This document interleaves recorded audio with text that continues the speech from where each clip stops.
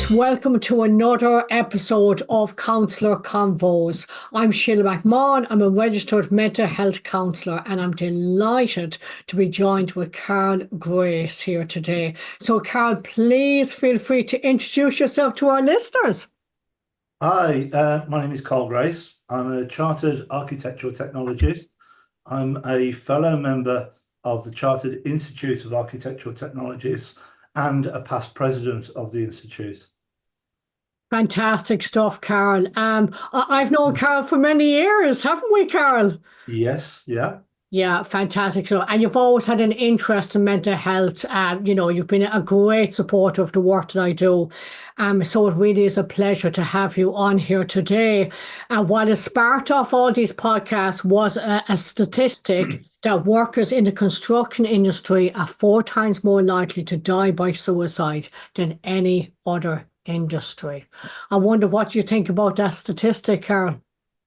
It's an horrendous statistic, but not surprising in many respects, especially with the current situation with regarding the construction industry. Yeah, can you say more of your experiences of the construction industry and what issues do you come across? Do you see, and maybe what issues you may have yourself? And it's only whenever you're happy to share, Karl. Yeah, fine. Yeah. I mean, one of the things years ago used to be the Mickey taking on site, Yeah. naming people, giving them nicknames and things, Okay. which could tend to hurt people's feelings and cause anxiety and issues there. That, to a certain extent, particularly with the bigger companies, has been dealt with. It was under the heading of bullying, etc., etc. However, over the last few years, the biggest issue that has come about is the stress with regards to the financial situations. Yeah. The construction industry, whilst it is changing, it's still very macho and male orientated. And there's a lot of the guys out there that think they've got to be the providers for their families. Yeah. And if they're not doing that, then they're failing. So there's that issue around the whole thing there. Do you know what, Karl, let's pause with that. So you brought up 2 very valid points straight away. So first of all was the name calling. It's very interesting, Karl. It makes me think of what's the difference between banter and bullying. Because as we know, that humour is a really important coping mechanism, especially with all the frustrations of the job and stuff like that. So you need to have the humour. Like I assume that we're saying we don't want to get rid of the humour, but however, when banter becomes bullying, then that's not okay. Would you agree with that? Yeah, and there's a fine line between that, because something that you might say to somebody in jest might actually affect them mentally. I always go back to the film about Karen Carpenter years ago. She suffered from anorexia, but the thing that triggered it off was a reporter that wrote in a paper, Richard Carpenter and his chubby sister. Wow. And that basically set off her anxiety, made her start dieting, doing all sorts of things, which ultimately resulted in her death. A very, very simple statement, one that wasn't meant to be vindictive or anything, but that caused that situation. And it can happen on sites. Absolutely, Karl. And for anybody listening here, that you're having a banter, let's say, in your job, and we want people to have fun. But if, let's say, you're listening to this and you're thinking, do you know what? I take the mick out of so-and-so, and I don't know if that actually affects him or not. What I would say is to ask. I remember having this conversation with my partner, and we have a really good friend where we call him, this is really on PC, the leprechaun. Now, he calls me the leprechaun, but, it's a very explicit joke that we have. But he's very small. And, my fiance Mark, he often jokes about it being so small. And they've done this for years. And I remember asking Mark, do you think he ever gets offended by that? And he said, to be honest, I don't know. So what we decided to do was to ask. And I think that is the easiest solution straight away.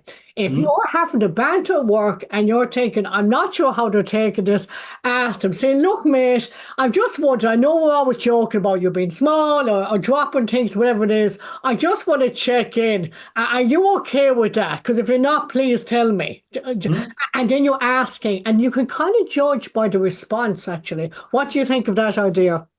Yeah, a good idea. I mean, years ago, there was a guy on site, everybody used to call him Big Ears for obvious reasons. His ears did stick out. He had big feet, Karl, had he? Sorry. But everybody called him that. And I very often wondered whether, I mean, he'd been called Big Ears for years. But I did wonder sometimes how that could affect him, particularly as mental health issues became more to the forefront. Yeah, you see, that's the thing. I think when everything is fine in your life, you're more likely to be able to take a joke much easier when you're in a good place yourself. But sometimes when you're not in a good place, sometimes if somebody might mean well, but the jokes might just get a bit too much. You might start adding to, a kind of a shaky foundation already. Do you know what I mean? So I love the fact you brought up that, Karl. I think that's really important. And for any listeners here, if you've any comments with this or any part of our chat, please comment and add something that you might have found helpful, because I believe we learn from each other. You're right, Karl, you say about the financial pressures, and there is, it's very unpredictable, the industry. Yes, it is. A considerable number of people working on site are still subcontractors and self-employed. So they therefore had to go out and get the work before they can program anything in. They then come up against other people that they're competing against, people that are doing things at ridiculous prices, so they have to cut their prices to get the work. Material costs over the last couple of years in particular have gone through the roof. Some have doubled, some have even tripled. So they have those sorts of issues. Then when they've done the work, sometimes certain people find any reason not to pay them. So that's a particular issue in getting payment in that respect. Bigger companies work on a 90-day payment thing. So when you put your invoice in, no matter what the government turned around and said, everything ought to be paid within 28 days, the bigger companies turn around and say, we will pay you 90 days after the last day of the month that you put your invoice in. So potentially, if you don't get your invoice in on time, you could be waiting 4 months for your money. Wow. So that puts added pressure on the subcontractors and the people, which ultimately means they may not be able to pay their bills. It causes problems at home in paying the mortgage, household bills, causes problems with their partners and the stress there. They perhaps may not talk about it, so they go and get loans, get into debt. You get into that vicious cycle then, and ultimately they start to think, how am I going to get out of this? And as I said earlier, predominantly the construction industry is still very macho, and people don't want to talk about it. So they hide it all up, they bottle it all up, and as a result, they eventually get to the stage where they think there's only one way out. Wow, Karl, it's so poignant, everything that you're saying there. And you can really hear how it happens, actually. You can really hear, like myself, I mean, obviously, I've been a counsellor for many years now. And when clients come to me and clients in the construction industry, it's never one thing. It's a mixture of lots of different factors that have had led them to feel suicidal.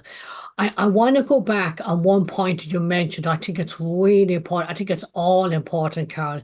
But one particular thing that you were saying earlier on was about, the macho-ness, the man providing.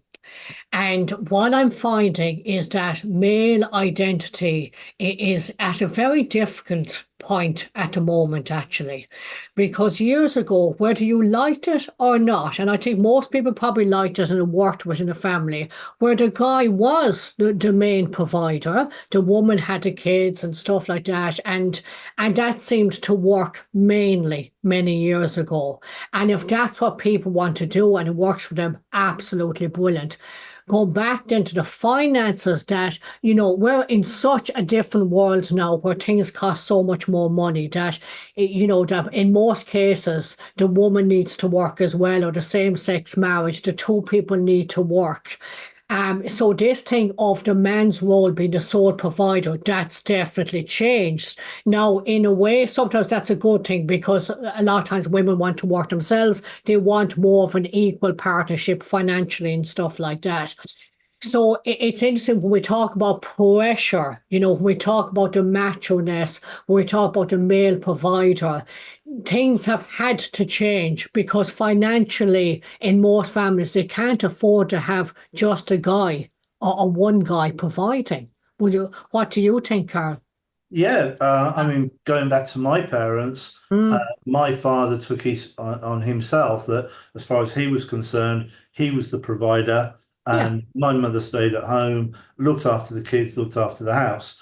She occasionally had a part-time job, but other than that, that was her role, and my father's role was that of a provider, yeah. um, and that was instilled in me Of course, throughout yeah. my now, as you say, and I Mm, was talking about this with one of my sons last night, um, the roles have changed in as much as the younger people now are looking at it on the basis, well, yes, we need two incomes, and therefore I'm going. Both partners go out to work and earn yeah, some money, and very often the salaries can be equal to each other. yeah, But then the question happens, what happens when the woman gets pregnant and they've got to yeah, stay at home to look after the children? That's added pressure then on the male part to be able to earn the extra money yeah, and to be able to do that. And we're very much materialistic these days. Everybody wants Sky TV, everybody wants this, wants that, and everything. And the phrase that my mother used to use about cutting the cloth according to the width. Um, okay. some people, whilst they think, okay, I've got to stay at home and look after the kids now, they still expect all the finer things in life and Yeah, are unable or incapable of saying, okay, well, we've got to cut out the TV packages, we've yeah, got to cut out the takeaways, we've got to do this, we've got to do that to reduce our outgoings yeah. so that we can still live a reasonable standard. And that again is where pressures come in Mm. because if the wife wants something, the husband's always going to want to provide it for the wife, otherwise he feels inadequate. So therefore he gets the stress, and therefore the cycle starts again. And do you know what? It works both ways here. You know that you have to take self accountability. So the wife might be wanting to get her nails done. They mightn't be able to afford to get the nails done at that time. So while the bloke might have to pull back in Sky TV, the wife might have to pull back on getting her nails done. Do you know what I mean? Exactly. Like that, it works both ways. And absolutely, when we think about how we can help ourselves, we do need to be accountable for our own finances. And, with your own mum's advice and stuff like that, that we need to live within our means. And that I almost kind of feel like that there's a missing gap of financial education. Like when I look back in school and stuff like that, that I don't know, I just didn't find it relatable. I mean, unfortunately for me, when I was in school, I was still brought up with the belief system that I won't be earning any money, that it's not my place to earn money, that I need to find myself a man who can pay. I mean, it's so old-fashioned when I think about it, and I really would not like that whatsoever. So, like, I didn't think money was anything I needed to know, but I think that there is such a lack of financial education, and I'll put my hands up there because even like we'll say my background being in acting and comedy and stuff like that, especially in the acting world, that it would be known that you will get a certain amount of jobs and the work will come in, and then you'd have times when the work would be dry, the work wouldn't be around. And I think that's going to be similar to the construction industry, where sometimes there's plenty of work, sometimes there isn't. And it's almost like that financially, we need to, when it is going well, not spend loads like, woohoo, we can go off on our fancy holidays now because we've lots of money coming in. It's almost that whole expression, save for a rainy day. Hmm. What do you think, Carl? Because I think that's missing. Yeah, I mean, starting off your discussion about education of finances, Yeah. my father every Friday night would bring his wage packet home. He would give it to my mother. She would get out a wad of brown envelopes, and they'd all got names on. And she put so much in the electric one, so much in the gas one, so much in the telephone one, and do all Yeah. of that. And then there'd be some left over for us to go and buy the food. And then she'd give my dad some money back to go and buy his bus pass so he could go back to work the following week and earn some money. But that Yeah. taught me about Mm, the way to organise finances. yeah. Now, I was never taught that at school, and neither was you probably. No. But there is something now in the schools where they do start to teach a little bit about banking and all the rest of it, although that's changed tremendously since all that came about. Yeah. But I think it is sadly lacking. Yeah. That, it's a good start, but it doesn't go far enough to teach people about financial responsibility and things like pensions, tax, etc., etc. Um, I mean, my lads were able to come and talk to me, and I went through what they needed to know Yeah. about it. And the internet's a great place these days as well for getting information, but it does need to be started at school or college to be able to do that. Absolutely. And within families as well. It's so interesting when you reflect back on your experiences of money. In my household, it wouldn't have been talked about at all. It was almost seen as, oh, that's a subject now that's none of your business kind of type thing. That I almost felt an awkwardness if I ever asked about money. And I had quite a curiosity about it, just a natural curiosity. I mean, times have changed a lot. There's still a lot of more room, I think, for financial education so people can be accountable and be aware of the media, how easy it is to get money now, and then kind of what that means, the interest rate, what it looks like. Yeah, do you know what I mean? And then, like you touched upon, maybe get, the loans, you touched upon maybe gambling. Like I know in the industry that addiction is a massive problem, that so you can see how it snowballs into everything else. And going back to those male roles, then, that I think it is important that, yes, in the previous generations, that it was a massive expectation for the man to provide for the whole family. But I think the way it is now, I think it's really important that it's more equal now because we just live in different times. And for guys to be okay with that they don't have to provide for the whole family and take on all that pressure, because that's a massive pressure. I mean, was that kind of your situation, Carl, before, where you were the main provider in your family then, if you don't mind me asking? Yeah, I mean, because as I say, from what my father Mm, was, I took that on board, yeah, and so I felt that I should be the provider yeah, should be. Yeah, in my marriage and relationships, yeah, um, which then, to a certain extent, meant that I was working. You talk about saving for a rainy day. yeah, Whenever I was offered a job, I would always say yes to it because I never knew that further down that year, there might be a lull and I may not have any work. So therefore, I took on as much as I could cope with. So I've got money. I could put money into aside for that rainy day. yeah, Then you find, excuse me, that you're not spending enough time with your family and Yeah. partner, which to a certain extent resulted in my marriage breakup. So, so that's where, again, part of that cycle keeps going round and round, and you get caught in that cycle. And yeah, Absolutely. Carl, thank you for sharing that. It's interesting, before we came onto this call, I had a look at the Architects Benevolent Society. I went on and I looked at, there was an article, I think it was written by Anxiety UK in collaboration with the ABS, and actually one of the things that they did highlight was work-life balance. mm, And you're absolutely spot on with that, because look, look, I think everybody would agree that we want to be happy at the end of the day. Do you know what I mean? And you don't, it's like, I love sayings, so I absolutely love sayings. It's like that difference between, are you living to work or working to live? yeah, And it's that balance, because then, as you say, it resulted in the breakdown of your own marriage, that yeah, it can get very complicated. That, like, going back to historically, the man was the male provider. Again, that's not the same expectation now. Maybe in some families it is, but you would hope that there's a lot more understanding around that.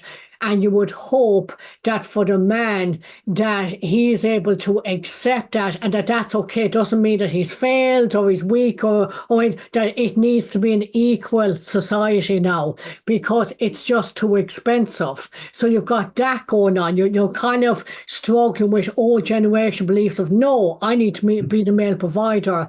And you kind of have to be a bit careful with that, because sometimes you could go into a bit of financial coercion control then. Do you know what I mean? It's very interesting.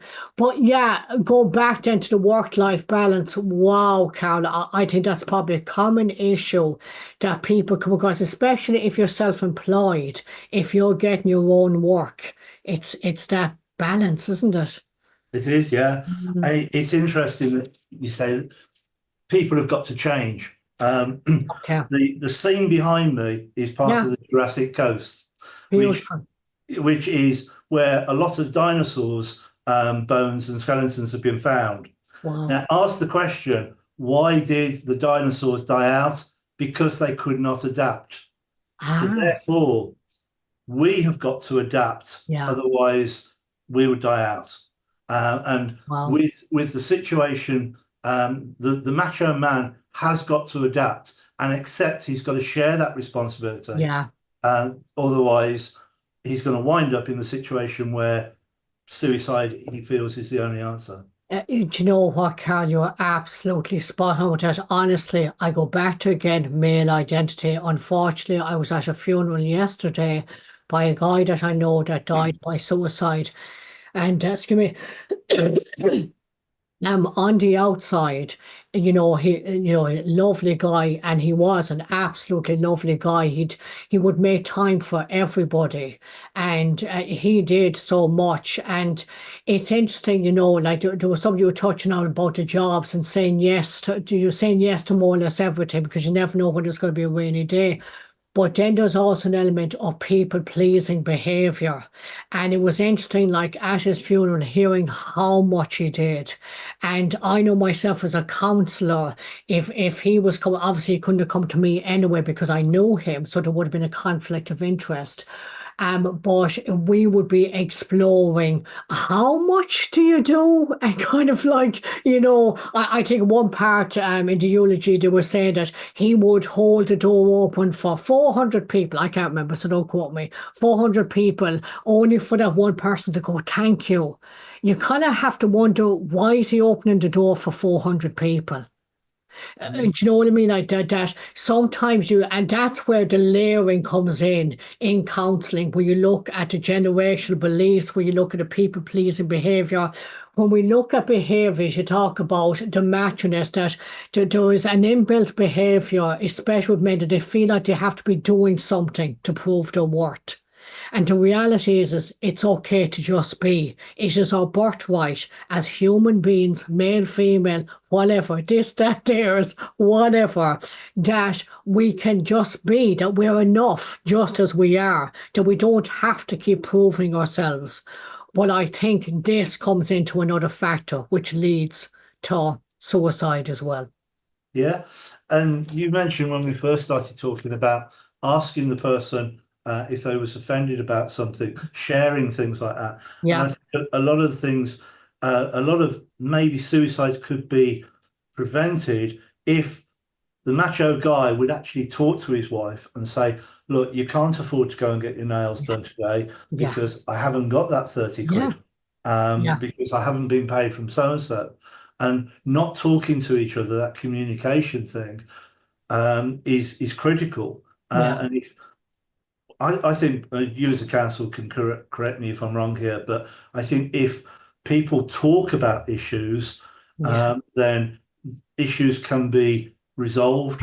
The old yeah. thing about a problem shared is a problem Halved. halved or something. Yeah, yeah. And maybe people need to go to more counsellors and talk to people. Yeah, learning about communication, I would say that that is the most common reason why people come to me for counseling is because of their relationships have become unhealthy, and it's because they haven't learned how to communicate in a healthy way. So then resentment, unhappiness, bitterness comes in.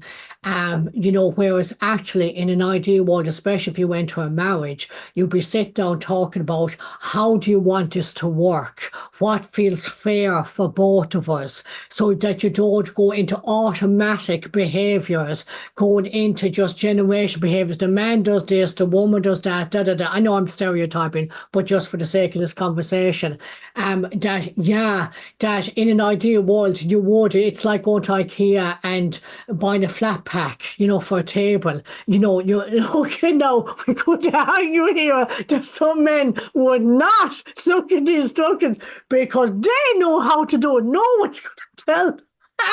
I can see you laughing, Karen. Been there, done that. I love that. I love that. But in an ideal world, that's why I love doing the family therapy. We do a thing called genograms, and they're a bit like they're like a family tree, but then you turn it into what's known as a genogram. And a genogram then highlights the different relationships, healthy relationships, toxic relationships. It highlights the family themes, the unwritten rules of the family. So we'll say my family, going back from an earlier ages, we don't talk about money. It's the unwritten rules. Well, dad does this, mom does that, da da da da da, and then it just teases out when there's alcoholism, if there's illness. It is fascinating when you go back to these generational beliefs because it's like you were saying about the dinosaurs. We do need to change. We do need to adapt, and it is true, Carl, that when I think of that lovely friend of mine, who's passed away recently, that there was obviously so much going on with him. He obviously felt that he couldn't speak to me in depth about it as a friend. And that's the thing, Carl. I think that's what probably worries me the most with suicide is that I think and I believe there's actually lots of help out there, but I think it's that gap. It's the fact of that men in particular are still feeling like that they have to hold it in, that they can't show signs of weakness, that they have to be doing everything for everybody. And then, boom, it just gets too much. Yeah, I think the macho thing, they consider going to a counsellor, there's a stigma to it, Yeah, and they don't want to admit that. Even if they do go to a counsellor, they yeah. won't admit it to their friends that they're taking counselling. Yeah, I mean, do you know what? I'm delighted to say that luckily there's a lot of blokes out there who actually are the opposite. They will tell their mates that they are going to see a counsellor. It's very interesting, actually. I will speak to my clients, my male clients, about the stigma of this, and I speak to them as to whether they're comfortable to tell their friends or not. And oftentimes when they do take that step and tell the friends, it opens up such a better relationship for them and their friends, because it's like we're saying it's okay to talk at a more of a deeper level, not just football, not just beer. Just, I know I'm stereotyping here, but to talk in more deeper level topics. Now, Karl, tell me about your institute, because I believe that they do stuff around mental health. Tell me about that, please. Okay, over the last 12 months or more, obviously mental health issues within the construction industry have come to the forefront. And I noticed in the newsletter that is sent out on a weekly basis from my institute that they mentioned about mental health. Now, the Architects Benevolent Society, they are an organisation which basically is there. It's a charitable organisation. It is there to help architects and technologists and people within the construction industry over issues that they have. Over the years, I could tell you stories where they've helped people that have become disabled. They've done adapted their houses and all sorts of things like that, and even helped their children going through university. They've supported them financially. Yeah.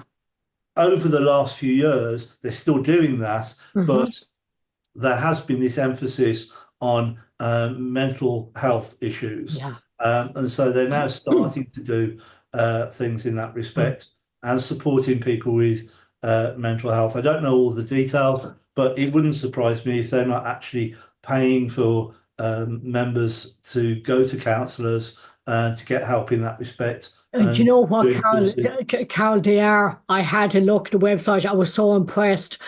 So this was so absnet.org.uk. So again, the Architects Benevolent Society, and they're working with Anxiety UK, and that they do offer 8 sessions for people to engage in counselling. Yeah. I just think is fantastic. Yeah, it is. Yeah. It's a brilliant. I mean, the charity's been going for years and years, ever since I've been Yeah. a member of the institute, which is Yeah. 30 years ago. Yeah, And Karl, what's the name of your institute again? it's the Chartered Institute of Architectural Technologists. Okay, Bit of a mouthful, that's a mouthful. Don't ask me to say that back, okay? Okay. So how long have you been a member then? I've been a member since the I think 1980, 81. Wow, okay. Yeah. Because you only look 25, Karl. Oh, thank you. Had 25 stone. You said it, not me. I joined the West Midlands Regional Committee.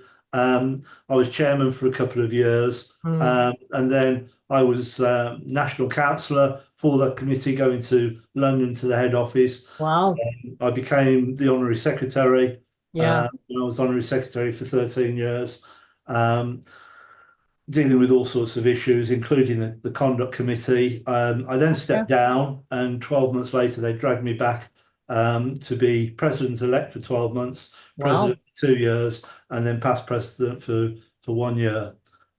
So, I mean, CIAT, as we abbreviate it to, is a brilliant organisation. It looks after its members. It's there to promote the architectural technology profession, and everything, and does an awful lot within it. And the Architects Benevolent Society is one of those organisations that a percentage of our income goes to that every year, because they do such a good job in not only supporting architects, RIBA members, but CIAT members as well. Wow, there's so much support. And I believe that they've started their own podcast as well. Did I see that somewhere?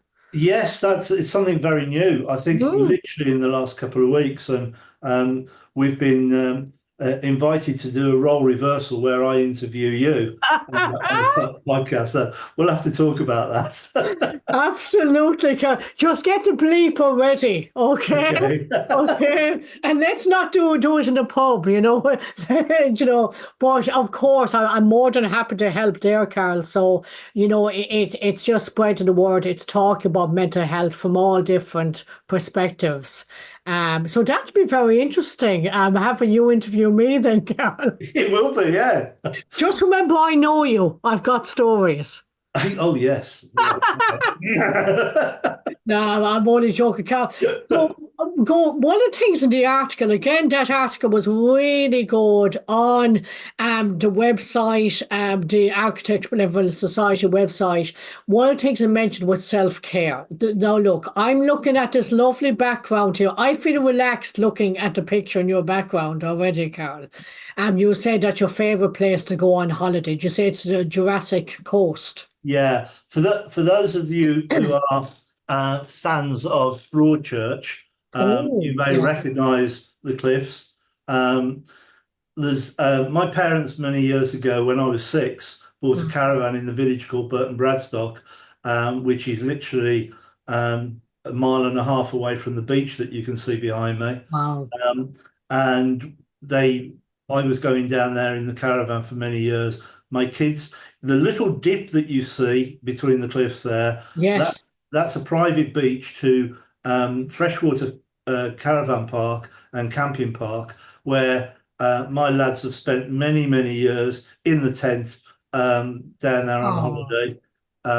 West Bay, which is where Broadchurch was mostly filmed, is literally to my left on there. So yeah, it's such a beautiful, peaceful place. What does it do for you, Karl? If I can tell you a story, a certain networking organisation, you always used to ask a question: tell us something that nobody knows about you. And I shocked people by saying I threw my parents off a cliff and got away with it. And my parents loved this area, and when they passed on and were cremated, their wish was for their ashes to be scattered over the cliffs. So virtually the cliff that's sticking out that you can see behind me is where I actually scattered my parents' ashes. But it's such a peaceful place. I used to walk across those cliffs and sometimes twice a day, walking up and down there. And it's just lovely. And it's a place that to me is tranquil. And I can go fishing and just lose myself in amongst all that. And I think that's really what very often people need to do. Just take a break. They need to switch off. I love that about the fishing. Anything that gets you out of your head and gets you to switch off. We know there's lots of frustrations. We know it's unpredictable, and stuff like that. But actually, it's so important that it's counterbalanced out with something that you enjoy. What else do you enjoy then? Think about your own self-care then, Karl. I still enjoy walking. My favourite place at present moment is Cannock Chase, because there's so many nice walks and things there. Chase Water's fairly close to me, and once around there is I think 5K. So things like that. I'd like to get back into my fishing. Just haven't had time over the last few years. So now, in theory, I'm nearing retirement. In theory, I don't think they let you retire, Karl. With everything that they've roped you into over the years, I'm sorry, Karl. It is going to be a difficult one. Well, I mean, I keep saying to my lads that I'm going to try and do 3 days a week. But when the phone keeps ringing and says, "Can you do this for me? Can you do that?" And the majority of my work actually comes from word of mouth, from past clients, from referrals, from network groups, etc. And when somebody has taken the time to actually refer somebody to me, I don't feel I can let them down. So I take the work on. Even sometimes, currently, I'm saying to people, can't do anything for a month. I'll see you next month. Yeah, so you're managing those expectations, Yeah. and that work-life balance is like, for me, I don't work on Wednesdays. That's almost what I call my recovery day. When I've been seeing many clients, and somebody might contact me in that day, but I won't have my phone on. And I don't feel any guilt towards that, because I know that I need to be in a good place to be able to see that person. So that's how I justify that. If I kept saying yes all the time, keeping my phone on, being available all the time, I would burn myself out, and then I won't be seeing anybody for counselling. So it's another kind of valid point about that work-life balance and putting boundaries in. Do you know what I mean? Like that, because you're looking after you is the priority. It has to be, because if you burn out, then you can't look after anybody. So therefore, self-care has got to be the priority. So I hope, as a result of our time today, that you will make time to go fishing, Karl. Yeah, I mean, Yeah. I'm still learning, trying to learn that life balance Yeah. thing. And So setting boundaries. Yeah. yeah, yeah. Yeah, and I love that. We're all learning, Karl. I don't think any of us, is the expert here. I think we're all learning. Karl, I think we've touched on a lot of different important topics here as part of this podcast. Thank you so much for your time. My Really pleasure. appreciate it, Karl. Ben, who does the edits for this video, I'm sure he'll put in the link for the Architects Benevolent Society, stuff like that. Any other links you want me to share, please let me know, Karl. And I look forward to the role reversal. Okie dokie. So Yeah. if you can dress up as a woman. Okay. Brilliant stuff. You can tell listeners that I know, Karl. Okay, I don't need to check out whether the jokes are okay. We know that this is okay. The listeners, thank you so much for listening, folks. If there's anything that you want to add or you want to comment, please do give us the old like if you can, folks. If you're watching this on my YouTube channel, Sheila's YouTube channel, please subscribe. It's free, and be part of my mental wealth community. Again, Karl, thank you so much for your time today. It really has been. My pleasure. Thank you. Thank you. Thank you for watching Counsellor Convos with Sheila McMahon. If you've enjoyed this video, consider subscribing to the channel.